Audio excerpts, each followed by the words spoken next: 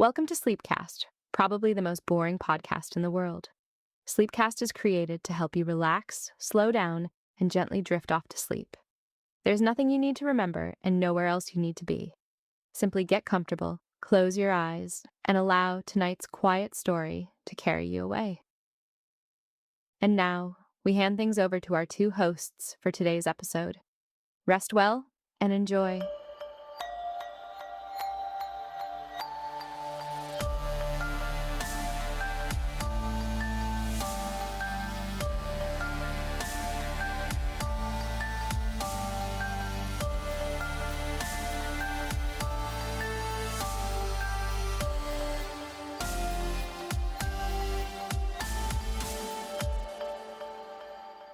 So I want you to picture a desolate, dusty crater on Mars, just red dirt stretching out to this completely barren horizon. Right, total isolation. Exactly, total silence, except for this faint, high-pitched whine of machinery. Okay, I'm picturing it. And there's this tiny 4-pound autonomous helicopter. It's called Ingenuity.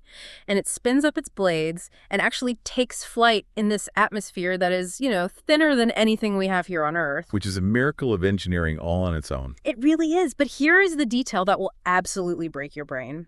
Taped to a little cable right beneath the solar panel of that Martian drone, there's a piece of muslin cloth. Oh, wow. Yeah, it's tiny, like the size of a postage stamp. And that cloth, it's actually from the wing of the 1903 Wright flyer. That is it gives you chills, honestly. It really does. So today, for everyone listening, we are tracing that exact chaotic journey. We are charting this explosive evolution of aviation, going from a 12-second hop on a sandy beach all the way to, dropping pieces of that very first plane onto an alien world. It's quite the timeline. Okay, let's unpack this. We definitely have a massive stack of sources to go through today because, the journey from that beach in North Carolina to the Jezero crater on Mars, it is basically paved with the stories of these daring barnstormers and ruthless post office bureaucrats. Right, the bureaucrats who somehow shaped everything. Exactly. And the brilliant minds who essentially invented air traffic control out of thin air, plus the engineers who used the absolute pressure cooker of World War II to birth the jet age. There's so much to cover. There is. And if we connect this to the bigger picture, the story of aviation isn't just about, the nuts and bolts of building a flying machine. Right, it's bigger than that. It's really a story about this unyielding human obsession with pushing past our supposed physical and mental limitations. It really is. When you picture flying today, you probably think of this heavily regulated, kind of boring industry. Yeah, taking off your shoes is security. Exactly. You take off your shoes, you cram into seat 14B, you sip a tiny ginger ale, and you, complain if the Wi-Fi is buffering. Right. We take it totally for granted. We do. But before any of that infrastructure existed, aviation was essentially an extreme sport. It was the Wild West up there. Totally unregulated. Yeah. So to really understand how we got to Mars, we have to start with the people who risked absolutely everything just to prove that sustained flight was even physically possible.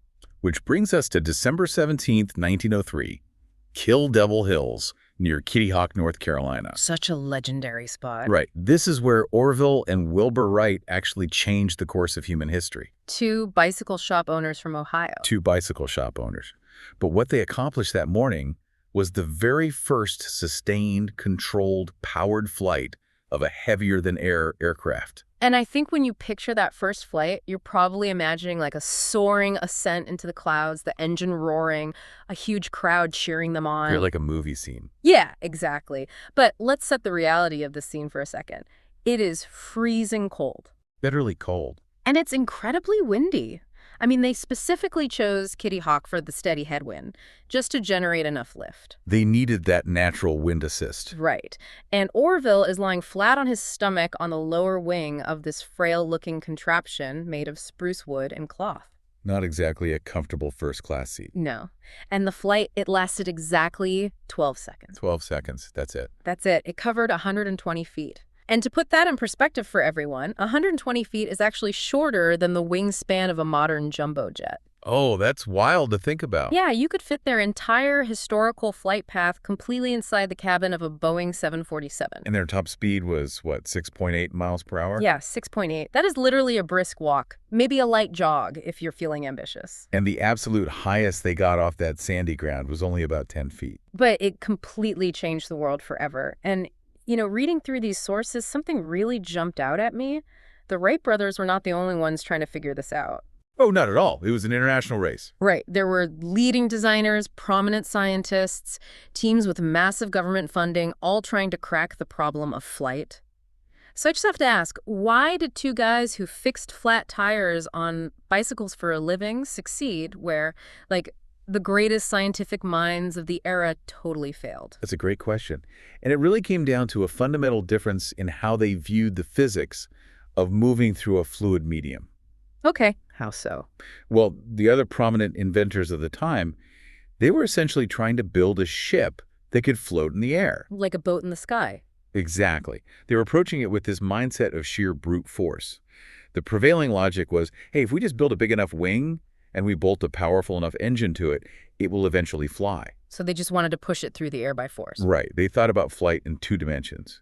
They wanted a machine that was inherently stable, like a boat on a calm lake where you just turn a rudder left or right to steer. But the air isn't a calm lake. I mean, it's an ocean of invisible, turbulent currents. It's constantly shifting. Exactly.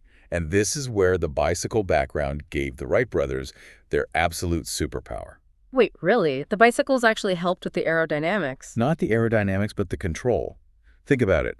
A bicycle is inherently unstable. True. If you just let go of a bicycle, it immediately falls over.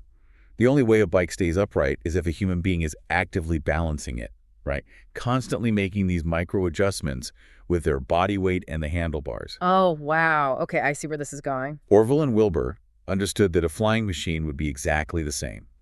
You cannot build an inherently stable airplane that just plows through the turbulent air. You have to actively balance it in 3 dimensions. So they embraced the instability. Exactly. Their ultimate breakthrough, the thing that actually made flight possible, was the invention of 3-axis control. Okay, I know the terms are pitch, roll, and yaw from the notes, but break down what that actually means for someone sitting in the cockpit. Sure. Think of it like this. Yaw is turning the nose left or right, like steering a car. Okay, simple enough. Bit pitch is pointing the nose up toward the sky or down toward the ground. Right. But roll is a really tricky one. Roll is dipping one wing low and raising the other wing high. Like a seesaw? Kind of, yeah. The Wright brothers realized that to make a smooth, controlled turn in the air without just slipping sideways and crashing, you can't just steer left or right. You have to bank or roll into the turn. Just like you lean into a sharp turn on a bicycle. Bingo. Exactly like a bicycle. But how do you make a piece of wood and cloth do that in 1903? I mean, today planes have those little flaps on the back of the wings that move up and down. Right. Modern planes use ailerons. But the Wrights developed this system called wing warping. Wing warping, that sounds intense. It was. Imagine taking a long, empty cardboard box by the ends and twisting it with your hands. So one end twists up and the other end twists down. Okay. The Wrights rigged a system of cables attached to a wooden cradle. And the pilot actually laid their hips inside this cradle. Wait, their hips? Yes. By shifting their hips left or right, the pilot would pull those cables and physically twist or warp the outer edges of the entire wing. That is wild. They were literally bending the airplane mid-flight. Yes. Twisting the trailing edge of the right wing down would catch more air.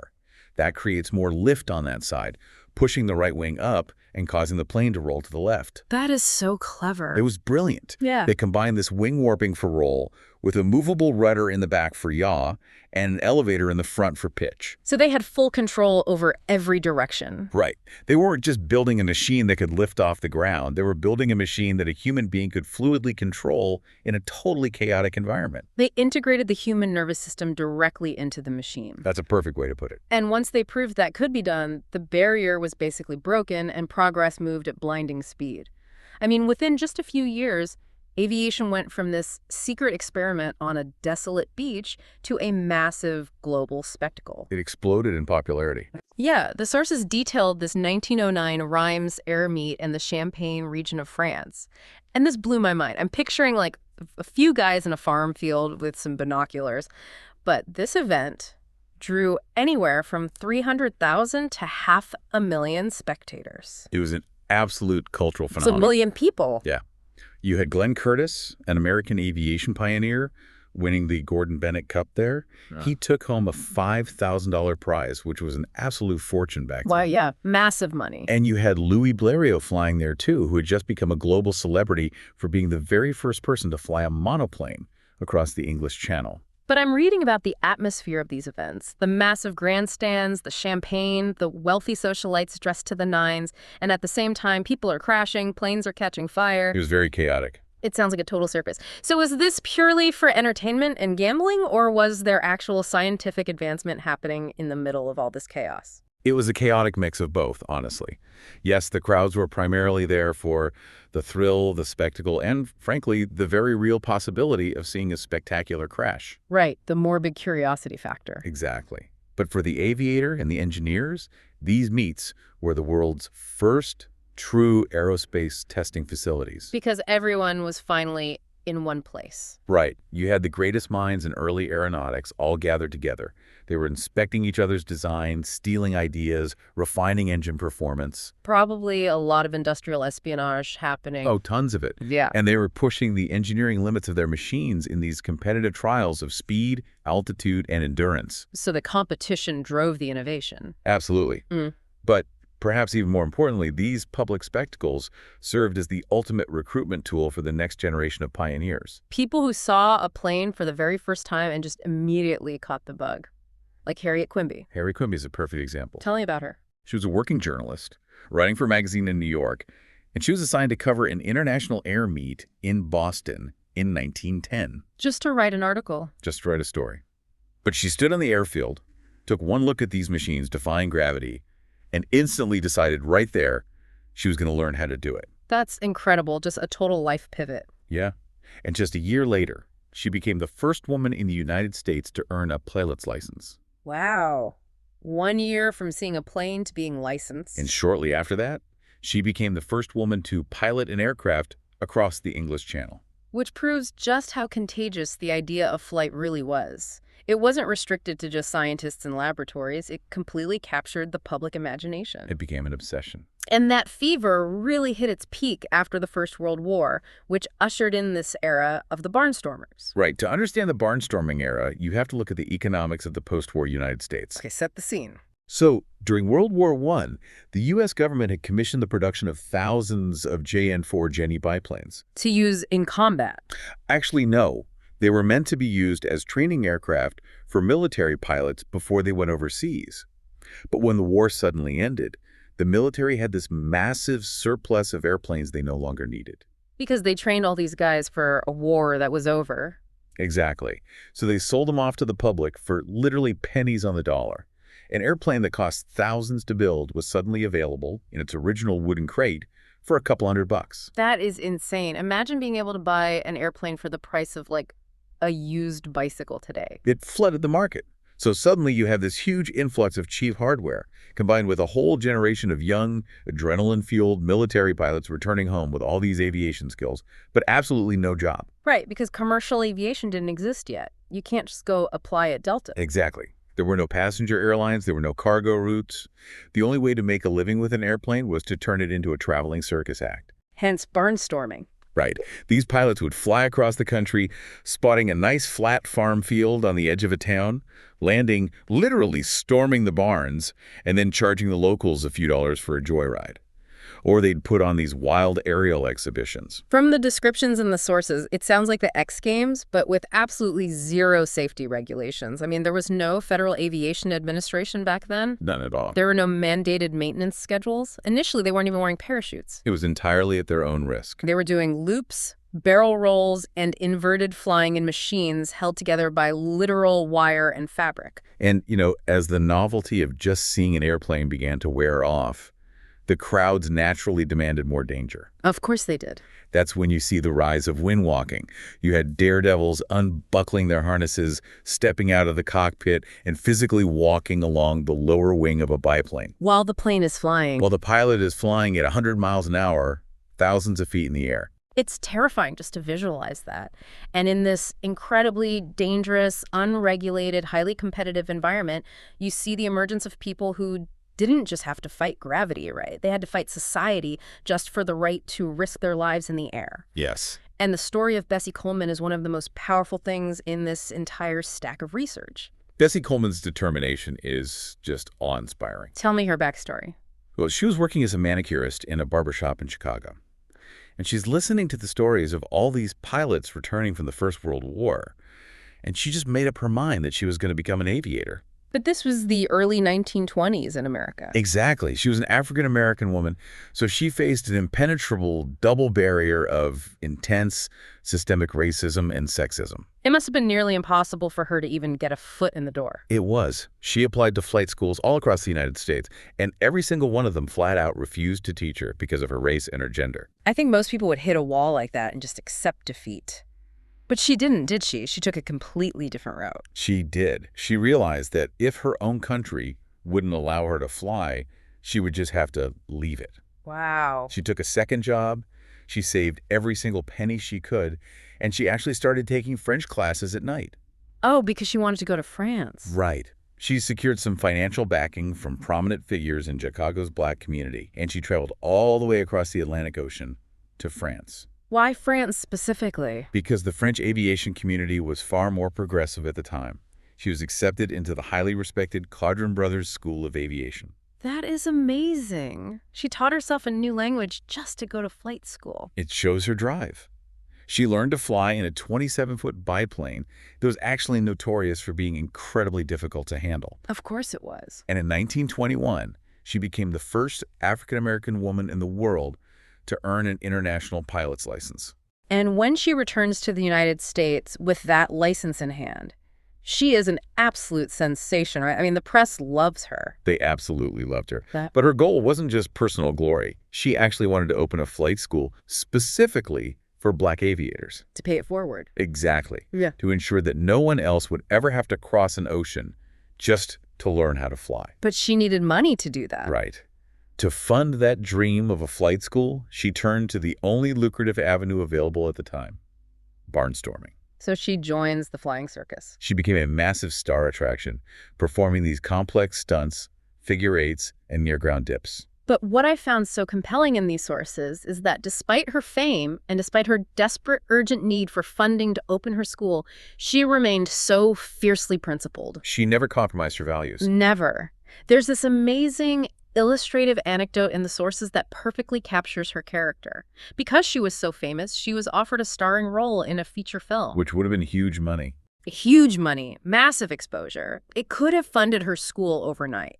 But when she arrived on set and actually read the script, she discovered that the very first scene required her to appear in ragged clothing, leaning on a walking stick, just playing into this deeply demeaning racial stereotype. And she didn't hesitate for a second. She walked right off the set. Good for her. She declared to the press, "No Uncle Tom stuff for me." She absolutely refused to sacrifice her dignity or perpetuate those stereotypes for a paycheck. That takes so much integrity.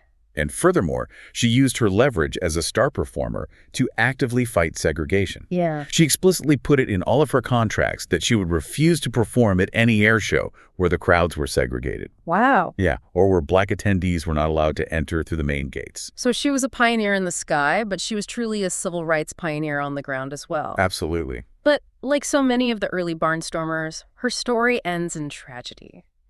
And the details of her accident are just a stark reminder of the razor-thin margin of error in early aviation. It really was. It was 1926. She was in Jacksonville, Florida, preparing for a major show.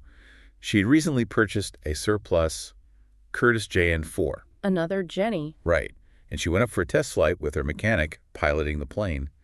Bessie was sitting in the other seat, and because she was planning a parachute jump for the next day's performance, she was leaning over the edge of the open cockpit, peering down to scout a suitable landing site. And because she was leaning so far out to see over the wing, she didn't have her seatbelt buckled. Exactly.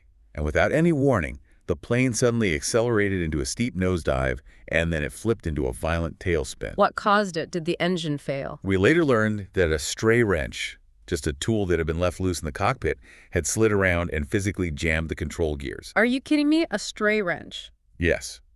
With the plane suddenly upside down and spinning violently, Bessie, who was unbuckled, was thrown from the open cockpit at 2,000 feet. She died instantly upon impact with the ground. It's absolutely heartbreaking. One tiny mistake.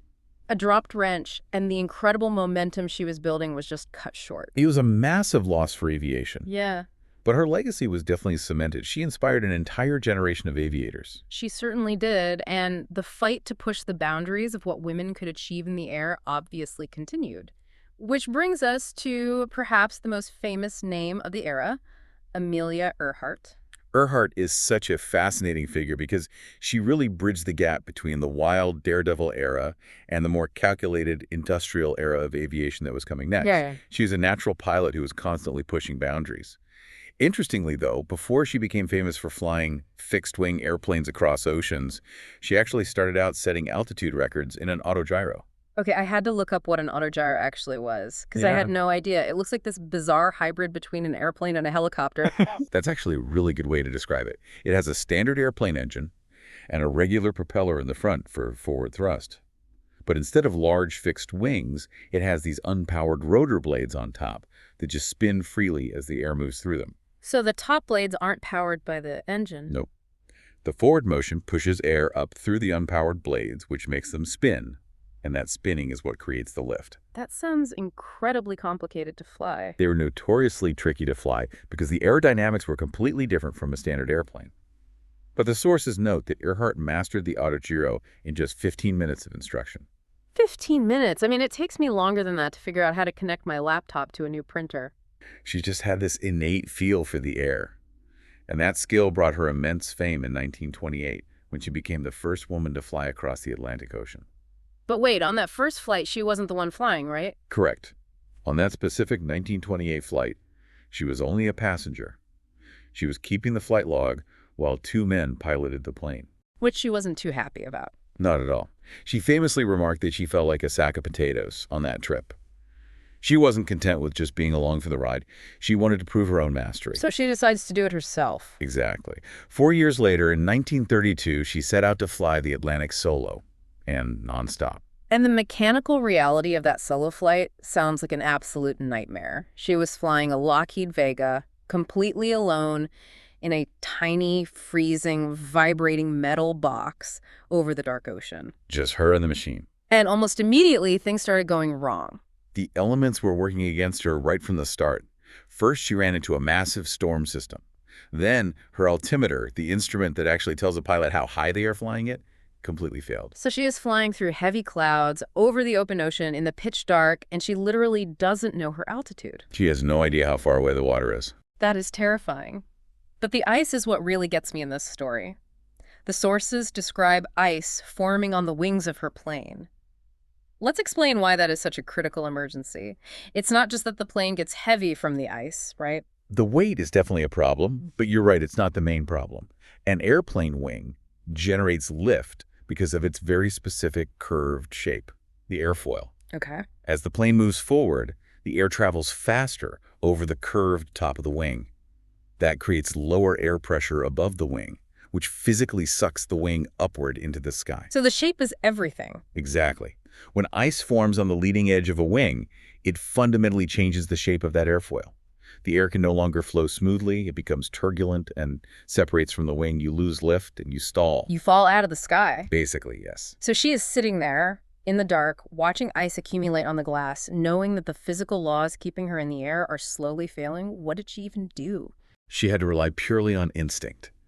Knowing her altimeter was completely broken, she intentionally dropped the nose of the plane and dove toward the ocean. On purpose. Yes, hoping that the air closer to the sea level would be warm enough to melt the ice before she actually hit the water. That is insane. She pulled out of the dive so close to the ocean that she could actually see the white caps on the waves in the darkness. Oh my God. And as the ice finally melted, a new problem arose. A weld on her exhaust manifold cracked, and she had literal flames spewing out of the side of her engine cowl. So her engine is on fire now. There are flames illuminating the darkness for hours. Oh. But she kept flying. She held it together, and she landed in a pasture in Northern Ireland, What a legend. becoming the second person ever, after Charles Lindbergh, and the very first woman to make a solo, non-stop transatlantic crossing. What's fascinating here, though, is that Earhart wasn't just a daredevil who thrived on near-death experiences. She was highly strategic. Oh, she was brilliant. She understood that if aviation was ever going to become more than just a dangerous spectacle, it had to be normalized. The general public had to view it as safe, practical, and, honestly, even elegant. Yes, she was a brilliant entrepreneur and marketer. She recognized that the public perception of flying was heavily tied to that image of the grease-stained, leather-clad daredevil. Right, the guy with the goggles and the scarf. Exactly. And that image was great for selling newspapers, but it was absolutely terrible for convincing a family to buy a ticket on an airplane. So she starts building what we would basically call today a lifestyle brand. That's exactly what it was. She designed a line of highly functional, stylish women's clothing. She created dresses, blouses, and travel suits that were practical enough for a woman to fly in, but elegant enough to wear at dinner right upon landing. Which sent a huge message to the public. Right, like flying is normal, flying is chic.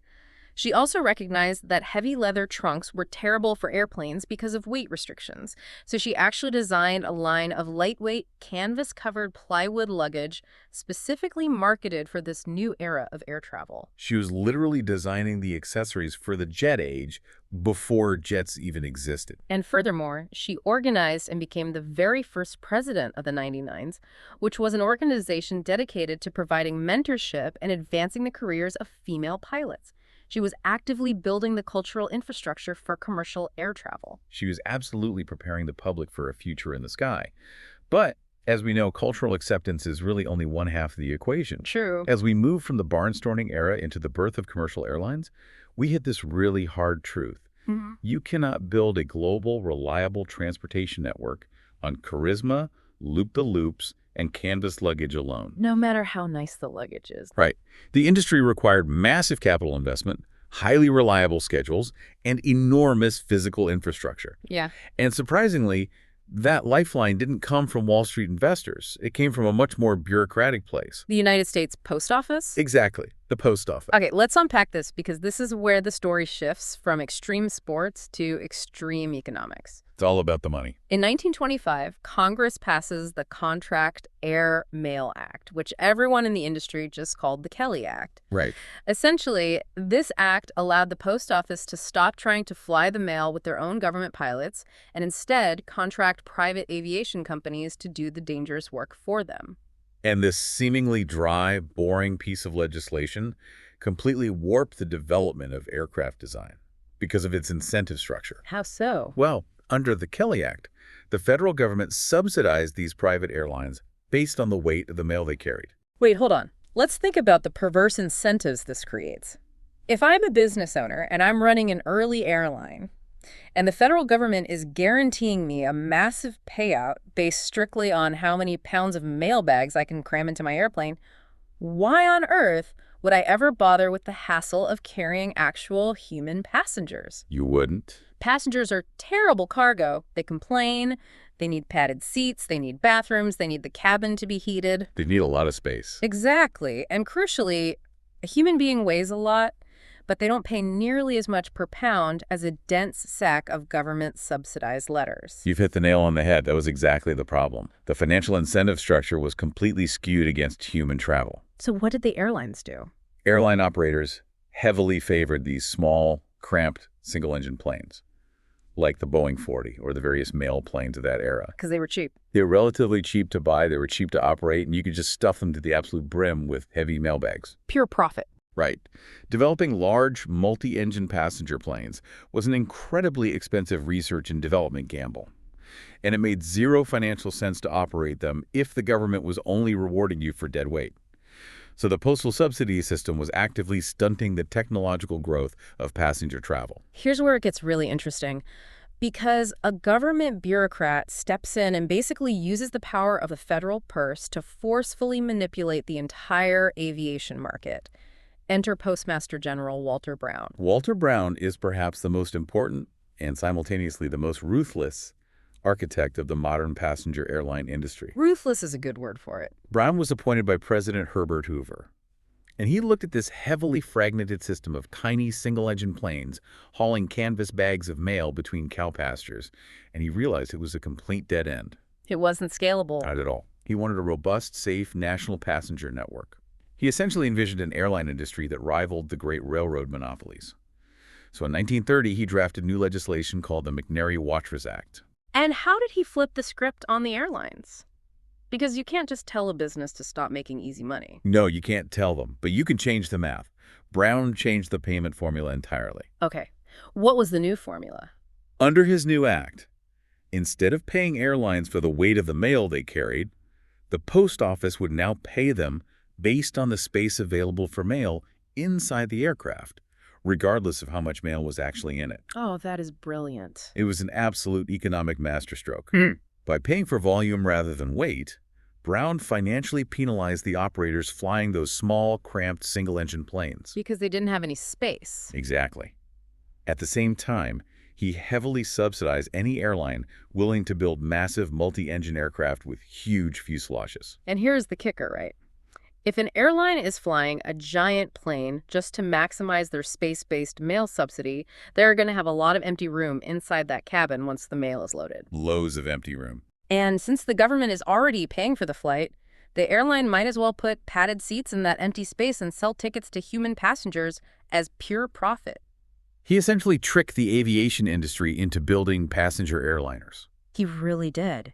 He forced their hand through sheer economics. He made it unprofitable not to fly passengers. Furthermore, Brown's Act gave airlines 10-year exclusive rates. Why was that important?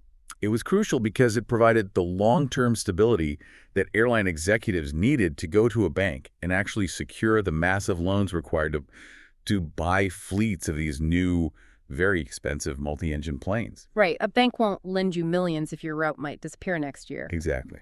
He also offered lucrative financial bonuses to airlines that adopted technological safety improvements, like two-way radios and advanced navigation instruments. He was demanding safety, capacity, and scale. But he wasn't exactly asking politely, was he? I mean, the sources detail these closed-door meetings in May 1930 that critics and the press furiously dubbed the spoils conferences. No, Brown was incredibly heavy-handed, honestly, borderline dictatorial. What happened in those meetings? He believed that the industry was too fragmented, populated by way too many small, underfunded, and frankly dangerous operators. He wanted large, stable, well-capitalized holding companies that could survive an economic downturn. Okay. So during these spoil conferences, he called the heads of the major airlines into his office. When they couldn't agree amongst themselves on how to divide the new, lucrative transcontinental mail routes, Brown just did it himself. He just handed them out. He essentially drew lines on a map and awarded monopolies. He literally forced small air mail lines and passenger lines to merge in order to ensure their survival during the onset of the Great Depression. And if you said no? If you didn't play ball with Walter Brown, you didn't get a mail contract. Without a mail contract, your airline died overnight. It's astonishing. He essentially brute-forced modern behemoths like American Airways, which became American Airlines and TWA, into existence. A government bureaucrat, through sheer willpower and the manipulation of federal funding, birthed the commercial airline industry we recognize today. It's a profound testament to how government policy and economic incentives can radically shape the trajectory of technology. Yeah. But, as is so often the case in the history of innovation, this massive success created an equally massive new problem. Right. So now, thanks to Walter Brown's economic engineering, we have much bigger planes, flying much longer routes, carrying dozens of people. Lots and lots of planes. And there are more of these giant planes in the air than ever before. The skies over major cities are getting seriously crowded. So how do we keep them from smashing into each other? We needed a system to organize the chaos. The era of visual flight, where a pilot just looked out the window and tried not to hit anything, was rapidly ending. We needed air traffic control. When you think of air traffic control today, you think of these darkened, silent rooms, glowing, high-resolution radar screens, headsets, and supercomputers calculating trajectories. The modern ATC centers are incredible. They are. But the reality of how this started is almost comical.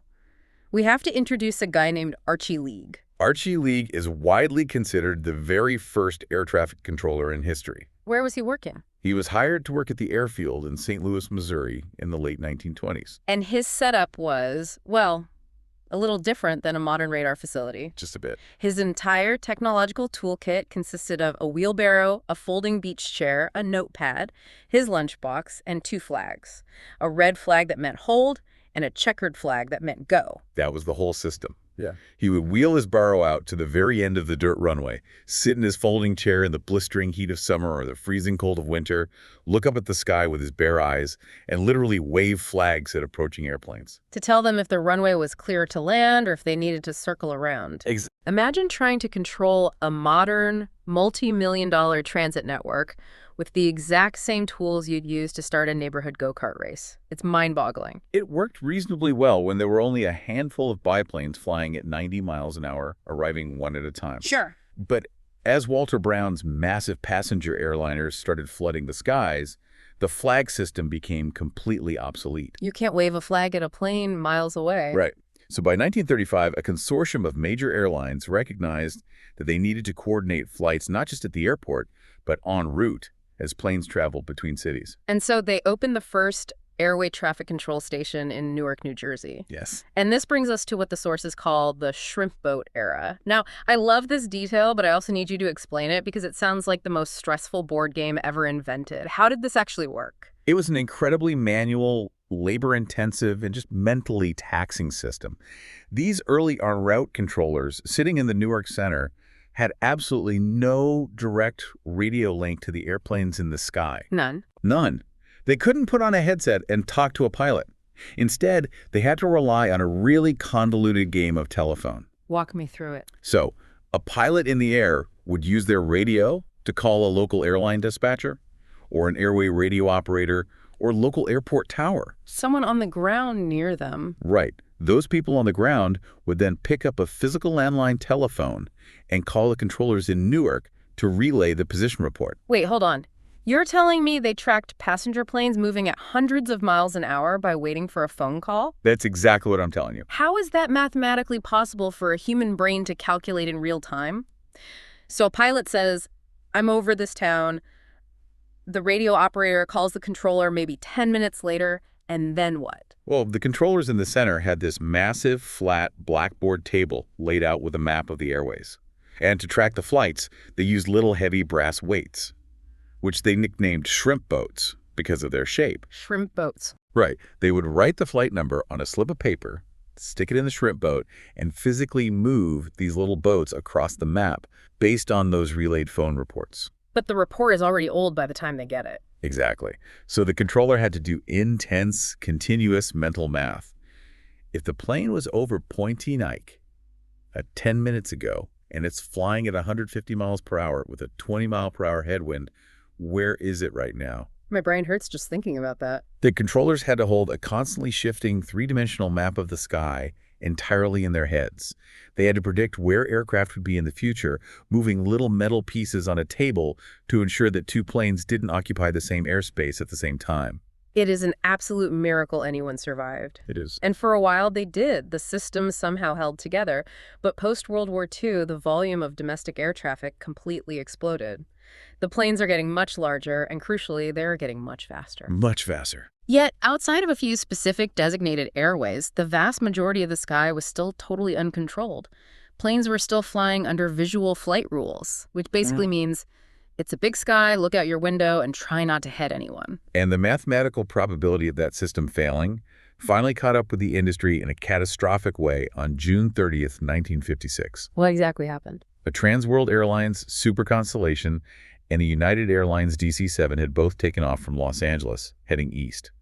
They were flying under visual flight rules. So nobody on the ground is actively separating them. Right. They were in uncontrolled airspace over the Grand Canyon. They were both flying at roughly 21,000 feet, traveling at hundreds of miles an hour. It is believed they were maneuvering around towering thunderclouds, which completely obscured their vision. Oh, no. They collided midair. All 128 people on board both aircraft were killed. The sources describe the wreckage scattered across the canyon. It was an unprecedented tragedy and a horrific wake-up call for the entire nation. Up until that moment, there was this general assumption that the sky was just too vast for two planes to accidentally hit each other. The Grand Canyon disaster proved beyond a shadow of a doubt that visual rules and manual shrimp boat tracking were no longer sufficient. They just couldn't keep up. Right. Human eyes and mental math simply couldn't keep up with the speed, altitude, and density of modern aviation. The public demanded action, and this disaster directly led to the passage of the 1958 Federal Aviation Act. And this act fundamentally reorganized everything, right? It transformed the existing, somewhat toothless regulatory bodies into the independent Federal Aviation Agency, which we know today as the Federal Aviation Administration, the FAA. Yes, the FAA was granted sweeping, centralized authority over the national airspace. But on a practical level, the agency's primary mandate was to roll out a technology that had been perfected in the military during World War II radar, specifically the Airport Surveillance Radar, or ASR-1. Let's talk about that shift from shrimp boats to radar. How did that change the controller's job? Well, radar is an acronym for radio detection and ranging.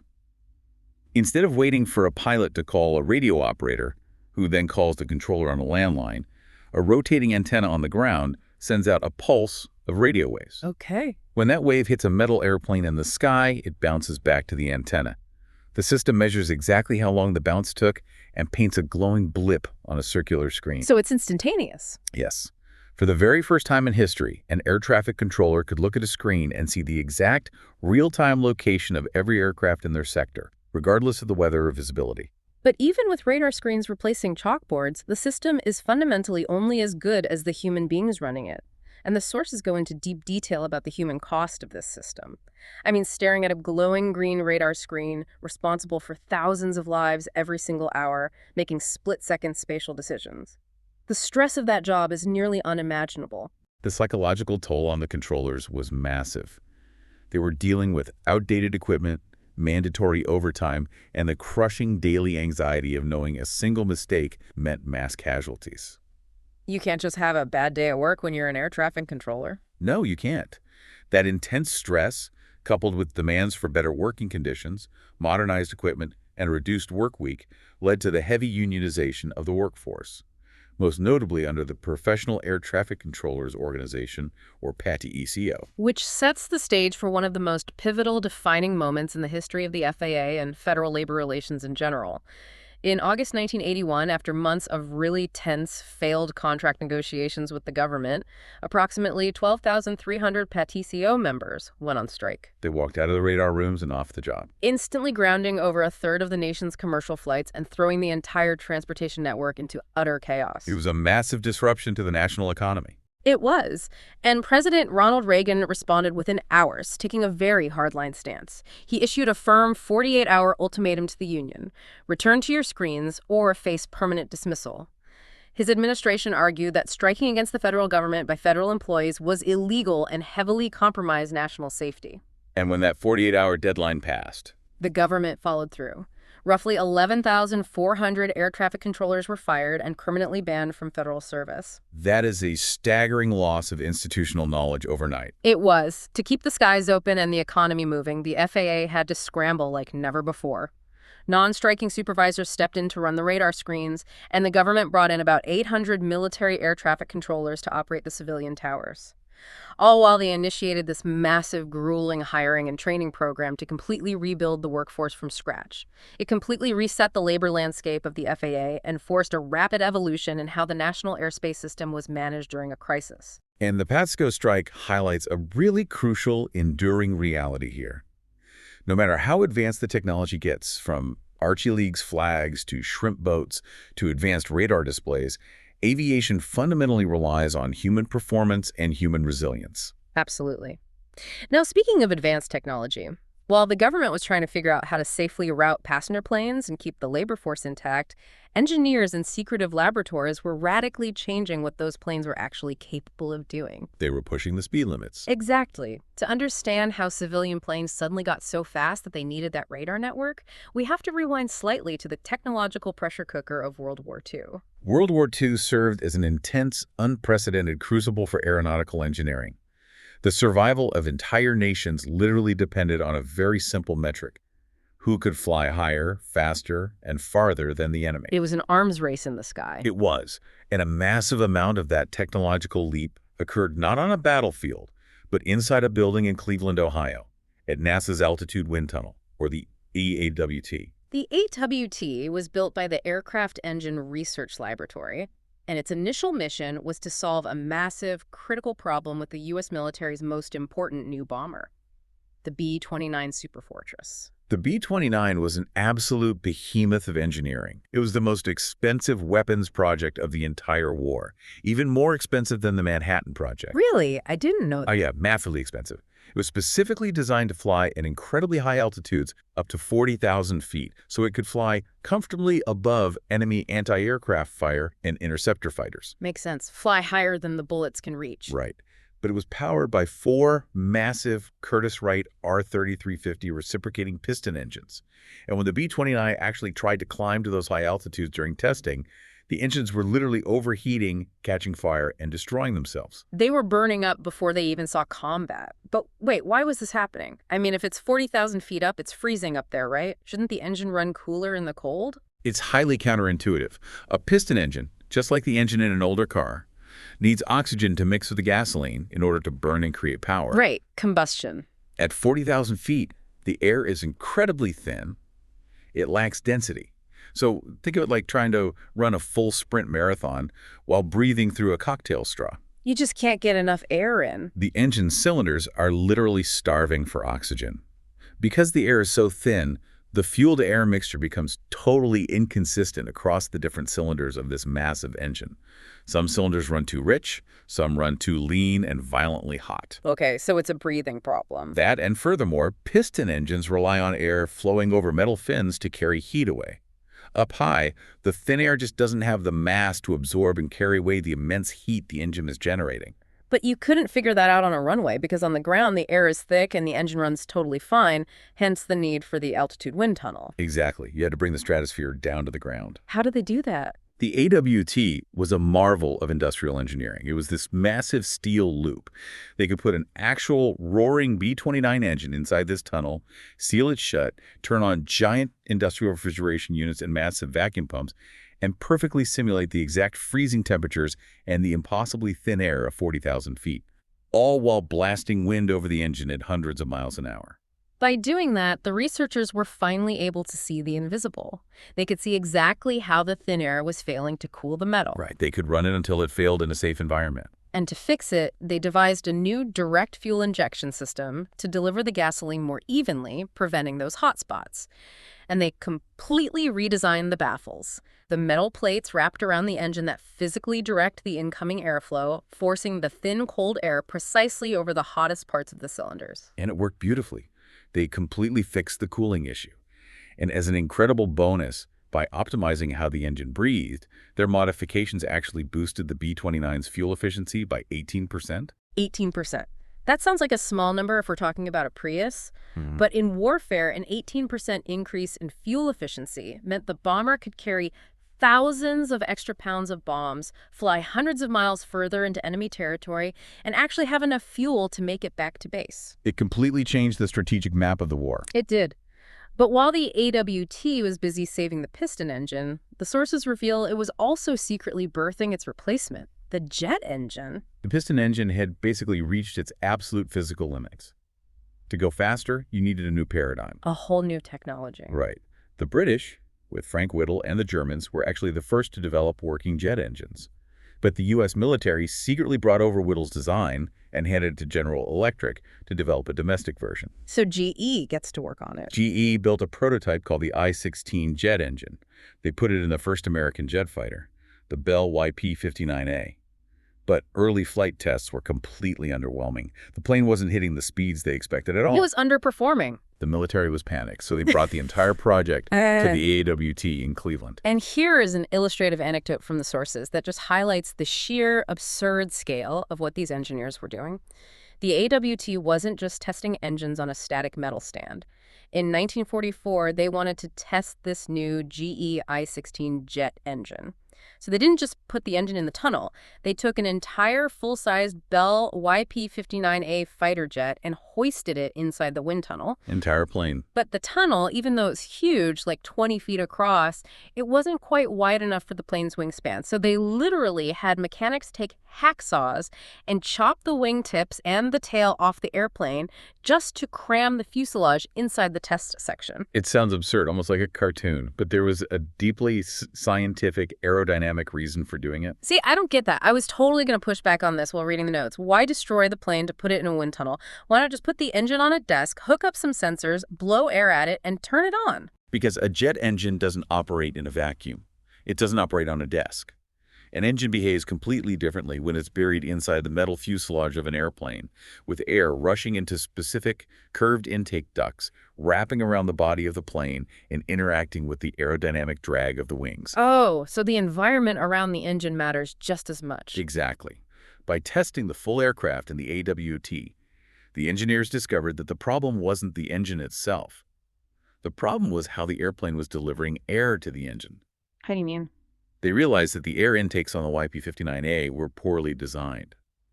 The boundary layer air, that's the turbulent air scraping along the skin of the plane, was choking the intakes. So the engine was suffocating because of the plane's shape. Precisely. By redesigning the boundary layer ducts and modifying the cooling seals on the actual plane inside the tunnel, they smoothed out the airflow. That single aerodynamic tweak increased the jet engine's thrust and performance by 25%. That is a massive leap forward without even touching the engine's internal mechanics. It's huge. That's And it. they didn't stop there. No, the AWT became the ultimate proving ground for the jet age. They moved on to the next generation of GE jet engines, the I-40, which went into the Lockheed YP-80A Shooting Star. Right. And because of the safety of testing inside that sealed tunnel, they were able to figure out how to restart a jet engine mid-flight at 20,000 feet. Which, if you think about it, is a terrifying thing to have to figure out by trial and error in the actual sky. Oh, completely. Like, hey, turn the engine off and let's see if we can get it back on before we hit the ground. Exactly. You definitely want to figure that out in the tunnel. They also studied windmilling drag. What is windmills? It's analyzing exactly what happens aerodynamically when a jet engine fails, and the rushing air forces the internal turbine blades to spin freely against the dead engine. They were writing the literal foundational textbook on jet propulsion aerodynamics. Okay, so GE proves that the jet engine works in the wind tunnel, but does the military just stop there, or are other companies jumping on this new technology? Everyone saw that jets were the future.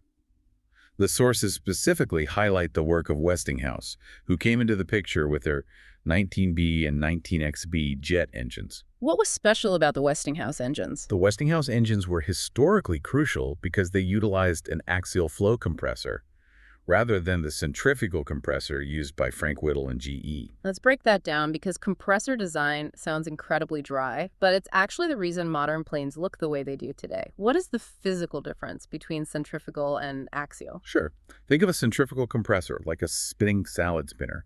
The air enters the center, and spinning impellers violently fling the air outward radially to compress it. Okay, flinging it outward. Because it flings air outward, the engine has to be very wide and bulky. It creates a lot of aerodynamic drag. But an axial compressor is completely different. Think of it like a series of desk fans stacked directly behind one another inside a long tube. Okay, so the air moves in a straight line instead of being flung out. Exactly. The air enters the front, and each spinning fan or stage of blades pushes the air straight back to the next stage, compressing it tighter and tighter in a straight axial line. That sounds much more efficient. It is. Because the air isn't flung outward, the engine can be built much narrower, like a sleek cylinder. It's a much more aerodynamic design. It allows planes to fly much faster with less drag, and it became the foundational architecture for almost all modern jet engines you see hanging under the wings of airliners today. And again, those early axial engines were proven and perfected in the frigid artificial gales of the altitude wind tunnel. The knowledge forged in that tunnel fundamentally changed the outcome of the war. But as we transition out of the 1940s, we see that military jet technology fundamentally changed civilian life in the decades that followed. Yeah, the jet engines and pressurized cabins developed for high-altitude combat planes were quickly adapted for passenger airliners. Boeing, Douglas, Lockheed, they took wartime tech and commercialized it, and this created a massive, unprecedented commercial boom in the post-war era. It changed how the public traveled. The sources pinpoint 1952 as a major economic tipping point. Remember Walter Brown and the post office subsidies that were required to keep the airlines alive in the 1930s? Oh, yeah. the mail money. By 1952, the commercial airlines had become so efficient, their planes were so large, and passenger travel had become so popular that the government completely ended those decades-old airmail subsidies. They didn't need them anymore. Exactly. The airlines were finally self-sustaining. They didn't need the crutch of the post office anymore. And the cultural shift that followed was incredibly rapid. In 1955, a historic milestone was reached. For the very first time in history, more Americans traveled between cities by air than by train. That is a staggering statistic. Let's pause and just appreciate the speed of that innovation. In just 50 years, we went from Orville Wright hopping 120 feet over a beach to aircraft completely dethroning the railroad, which was the most powerful industrial monopoly in American history, as the king of domestic travel. It's an unbelievable acceleration. And it didn't stop there.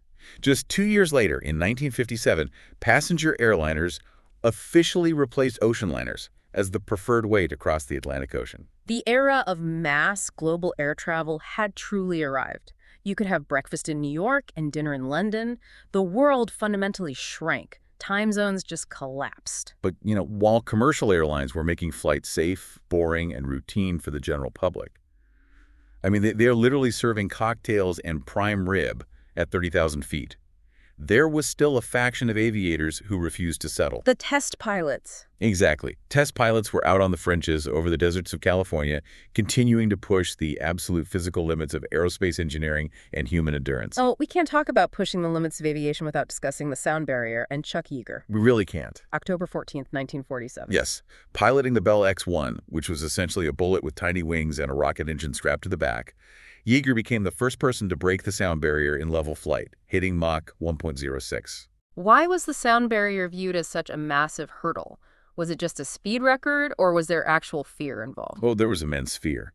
Up until that point, many highly educated engineers believed there was an actual physical sound wall in the sky. Like hitting a brick wall. Literally.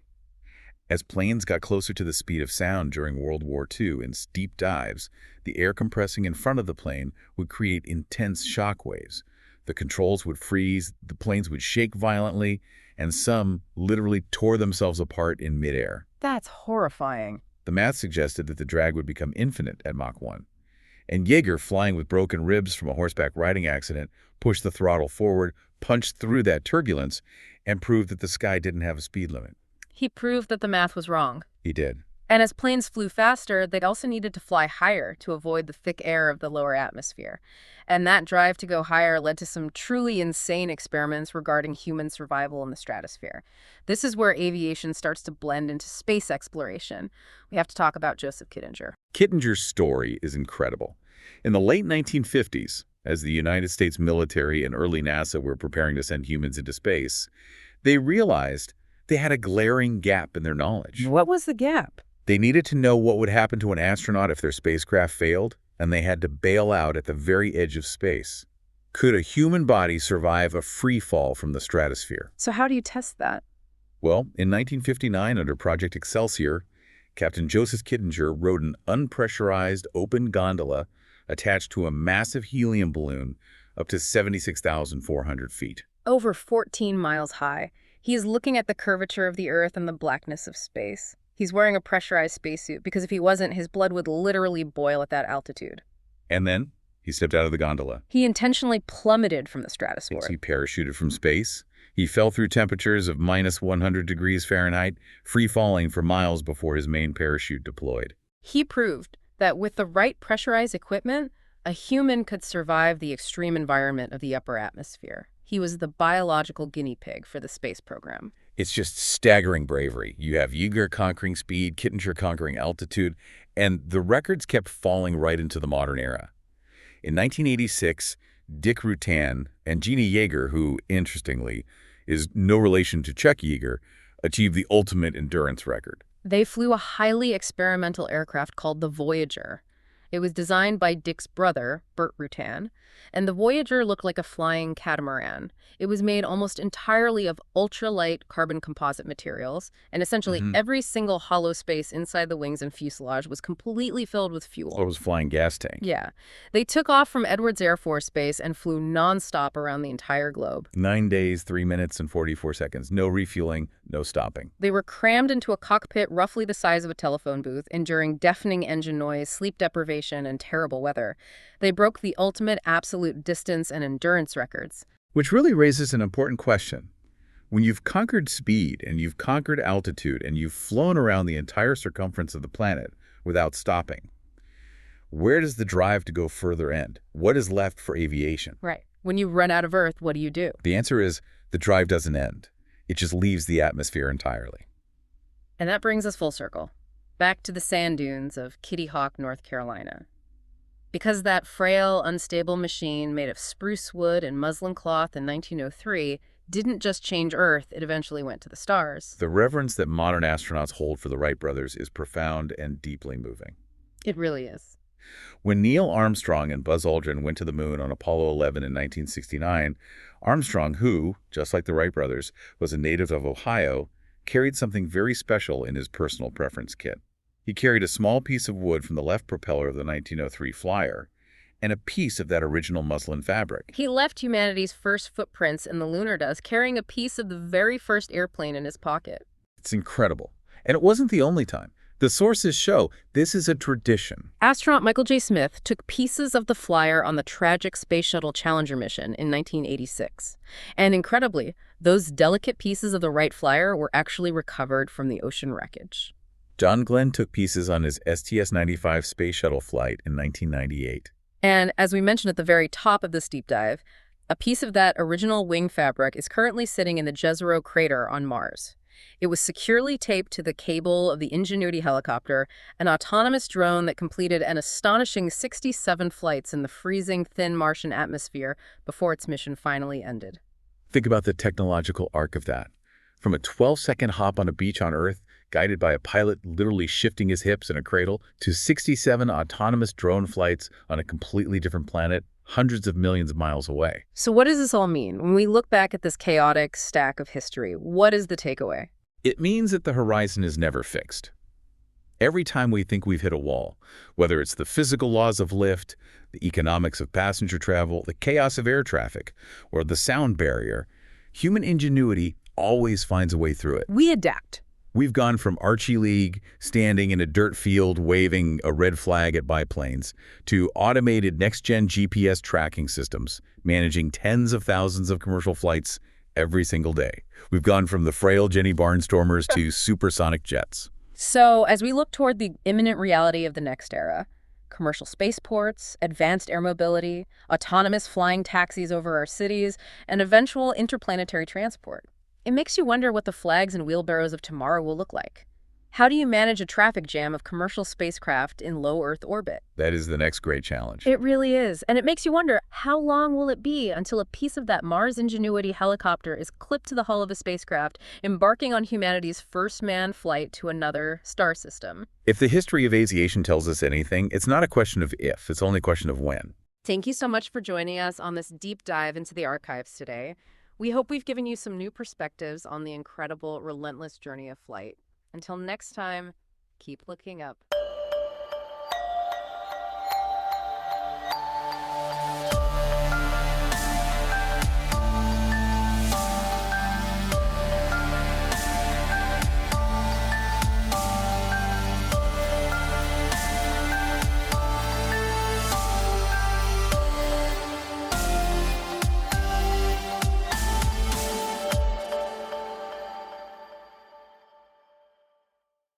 And that brings another quiet episode of Sleepcast to an end.